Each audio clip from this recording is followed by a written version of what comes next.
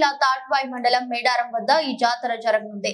ఇప్పటికే ఈ జాతర నిమిత్తం అధికారులు ఏర్పాట్లు పూర్తి చేశారు. దీనికి రాష్ట్ర ప్రభుత్వం 75 కోట్ల నిధులు మంజూరు చేయగా కేంద్ర ప్రభుత్వం 3 కోట్లు మంజూరు చేసింది.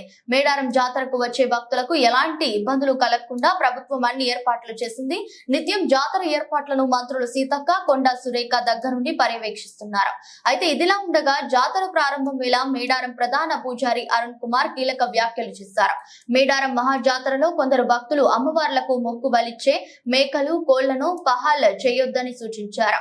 హలాల్ చేయడం సంస్కృతి సంప్రదాయాలకు విరుద్ధమని చెప్పారు.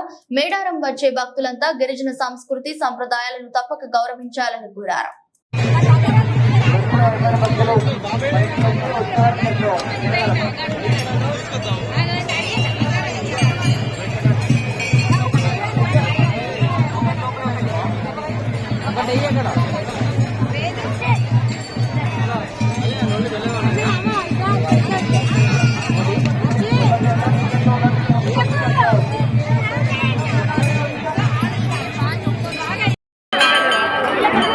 నమస్కారం అండి, నా పేరు సిద్ధమైన అరుణ్, ఈ ఆలయ ప్రధాన పూజారిని.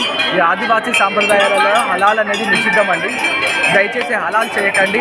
అట్లా ఎవరైనా ఉంటే మాత్రం మేడారం రావద్దు.